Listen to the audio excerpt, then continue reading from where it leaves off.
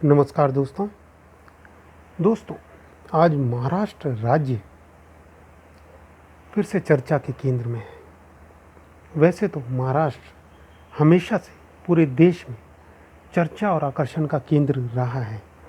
पहले महाराष्ट्र अपनी आर्थिक गतिविधियों, अपने विकास और हिंदी फिल्म इंडस्ट्री, वहाँ की बिंदास जीवन शैली के कारण चर्चा में रहा करता था, लेकिन आज कोरोना की वजह से चर्चा में है। आज अगर पूरे देश में कोरोना की एक्टिव केसेस की संख्या देखें तो उसका 1/3 महाराष्ट्र में है। और उससे भी दुखद बात यह है कि जो महाराष्ट्र का रिकवरी रेट है वो बहुत ही ख़राब है और इसको one of the poorest recovery rate in the country भी कहा जा सकता है, जो कि 19% है, 19% है। अगर मैं उत्तर प्रदेश के रिकवरी रेट की बात करूं तो आज की स्थिति में वो 43% है। और उत्तर प्रदेश में जो कोरोना के मामले हैं वो महाराष्ट्र में कोरोना के मामलों से 1/9 कम है। वहाँ कोरोना के केस 6,500 के लगभग हैं, जबकि महाराष्ट्र में 50,000 को क्रॉस कर चुके हैं। दोस्तों, यहाँ मैं आज महाराष्ट्र के वोटर की मानसिक स्थिति के बारे में सोचता हूँ। आज महाराष्ट्र इतने ख़राब दौर में है। अगर महाराष्ट्र का वोटर ये सोचे कि यार मुझसे गलती हो गई, मैंने इस सरकार को, इस पार्टी को वोट दिया और इस पार्टी को वोट देने की वजह से इसकी सरकार बनी और आज महाराष्ट्र की जो स्थिति है वो मेरे गलत निर्णय की वजह से है, लेकिन वो ऐसा भी नहीं सोच सकता, क्योंकि यहाँ एक अजीब स्थिति बन गई है। निर्णय सही और गलत तब होता है जब काम आपके निर्णय या आपके वोट के आधार पर हुआ हो, लेकिन महाराष्ट्र में तो ऐसा कुछ हुआ ही नहीं। इसको एक उदाहरण से समझते हैं। सपोज मैं महाराष्ट्र का एक वोटर हूँ और मैं बीजेपी का समर्थक हूँ। अब बीजेपी अकेले तो लड़ नहीं रही, बीजेपी शिवसेना के साथ गठबंधन में लड़ रही है। अब जब गठबंधन में हैं तो एरिया भी डिवाइड होंगे। जहाँ से बीजेपी का कैंडिडेट खड़ा होगा वहाँ से शिवसेना का कैंडिडेट नहीं खड़ा होगा। तो फ़र्ज़ कीजिए मेरे एरिया से शिवसेना का कैंडिडेट खड़ा है, लेकिन मैं शिवसेना को बहुत ज़्यादा पसंद नहीं करता हूँ, क्योंकि मेरे एरिया से बीजेपी का कैंडिडेट नहीं खड़ा है, शिवसेना का कैंडिडेट खड़ा है और मेरी फेवरेट पार्टी बीजेपी शिवसेना के साथ गठबंधन में है, तो मैंने अपना वोट शिवसेना को दिया, ये सोचकर कि मेरे वोट से कोई बी पार्टी ना जीतकर शिवसेना जीतेगी। अगर शिवसेना जीतेगी तो शिवसेना और बीजेपी के गठबंधन की सरकार बनेगी, तो फाइनली मेरी फेवरेट पार्टी गवर्नमेंट बनाएगी। मैंने ये सोचकर शिवसेना को वोट दिया।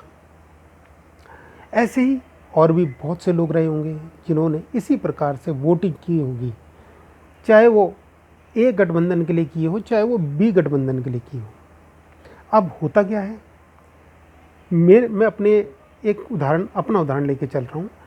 मेरे दिए गए वोट के अनुसार सौभाग्य से मेरा गठबंधन, जो कि शिवसेना और बीजेपी का है, वो जीत जाता है। मैं खुश कि मेरे वोट के अनुसार ही सरकार बन रही है और जो मेरी आकांक्षाएं, इच्छाएं थी वो इस सरकार पूरी करेगी। तो जब मेजॉरिटी लोग किसी ऐसे गठबंधन को, मेरे जैसे मेजॉरिटी लोग ऐसे गठबंधन को जिता के सरकार बनवा देते हैं, तो उनकी एक सोच होती है जिसके हिसाब से सरकार बनी है। लेकिन यहाँ हुआ क्या, यहाँ कुछ अलग ही कहानी हो गई। मैंने शिवसेना को वोट दिया किस लिए कि वो बीजेपी के साथ मिलकर गवर्नमेंट बनाएगी, लेकिन शिवसेना ने मेरे वोट की वजह से जीतते हुए उन लोगों के साथ हाथ मिला लिया जिनका मैं कट्टर विरोधी हूँ, तो मेरे वोट का क्या? मैं तो चला गया ना। मतलब शिवसेना ने मेरे वोट पे जीत हासिल करके मेरे को ही धोखा देते हुए मेरी डिसीजन को बिल्कुल नकारते हुए, उसकी बेइज्जती करते हुए दूसरी पार्टी से हाथ मिला के सरकार बना ली। मेरे विचार में जो दूसरे लोग हैं वो तो अच्छा काम नहीं करते हैं, तो मैं तो चला गया, मैं तो ठगा गया ना।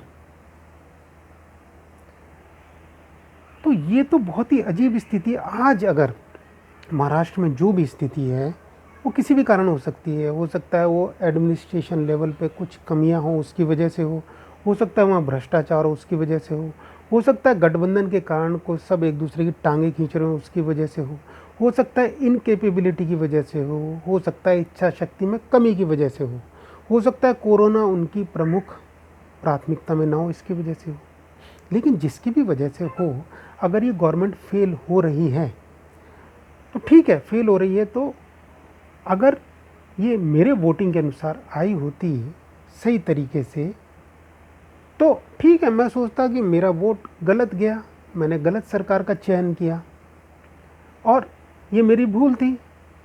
मेरे पास ये मौका होगा अपनी भूल को, अपनी गलत डिसीजन को रिकॉग्नाइज करके पश्चाताप करने का मौका होगा मेरे पास, अगर ये सीधे सीधे गवर्नमेंट बनी होती। सपोज़ ये बीजेपी शिवसेना की गवर्नमेंट होती और वो इस तरह से फेल हो गई होती, तो मेरे पास सीधा सीधा कुछ सोचने की ज़रूरत नहीं, मैं कंफ्यूज था ही नहीं। मैं सिर्फ ये सोचता कि हाँ, मेरे से भूल हो गई, मैंने गलत पार्टी चुन ली और मैं इसका पश्चाताप करूँगा और इसमें किसी की गलती नहीं, क्योंकि मैंने ही चुनी है तो मुझे ही भुगतना होगा। लेकिन और मैं अगली बार के लिए अपनी भूल सुधार लूँगा। अगली बार मैं बी गठबंधन या बी पार्टी को मौका दूंगा, मैं उसको वोट दूंगा, इनको वोट नहीं दूंगा। मैं अपना गुस्सा भी निकाल सकता हूँ इस सरकार के प्रति, इस पार्टी के प्रति, कि देखो तुमने मेरे साथ ऐसा किया, मेरे राज्य के साथ ऐसा किया, अगली बार मैं तुमको वोट नहीं दूंगा और पूरी कोशिश करूंगा कि आप लोग सत्ता में ना आए। ये एक बिल्कुल सही तरीका है लोकतंत्र में, इसीलिए इलेक्शन भी होते हैं ना। तो अगर इस तरीके से हम अगली बार दूसरी पार्टी को हम उसको आत्ममंथन करने का मौका दे सकते हैं, उसको हरा के, ताकि लोकतंत्र का जो उद्देश्य है कि देश तरक्की करे, अच्छे लोग सत्ता में आए, वो पूरा हो सके। लेकिन यहाँ वो उद्देश्य ही फेल है, क्योंकि मेरे वोट का तो अपमान हो गया, मेरे वोट का तो, मेरे वोटिंग अधिकार का, मेरे मौलिक अधिकार का सबका गला घोंट दिया गया, सबका हनन कर दिया गया। ज़रा सोचिए, यही ट्रेंड देश के और राज्यों में भी आएगा तो कैसी भयानक स्थिति पैदा हो जाएगी। फिर तो इलेक्शन का कोई वजूद ही नहीं रहा, इससे अच्छा तो तानाशाही है। तो इस इलेक्शन का क्या फ़ायदा? ये तो लोकतंत्र का गला घोंटने जैसी बात हो गई। इस मामले में न्यायपालिका को, विधायिका को और मीडिया को, तीनों स्तंभ जो लोकतंत्र के हैं, बहुत गहनता से सोचना पड़ेगा। और मुझे दुख इस बात का है, मीडिया ने इस मुद्दे को उठाया ही नहीं। कोई प्रेशर नहीं है इस तरह का कानून बनाने का, कुछ नहीं, नथिंग।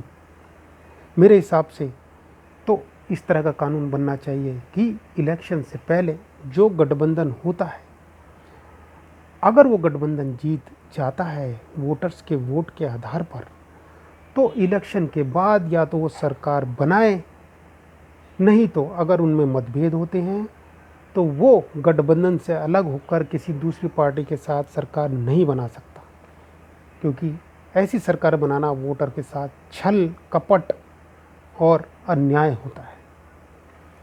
तो मैं उम्मीद करूंगा कि सुप्रीम कोर्ट एटलीस्ट इस पर संज्ञान लेगा और इस पर हमारी विधायिका भी कोई कानून बनाने की पहल करें। तो आज दोस्तों इतना ही। मैं फिर आऊँगा किसी ऐसे ही गंभीर मुद्दे के साथ। तब तक के लिए धन्यवाद। जय हिंद, भारत माता की जय।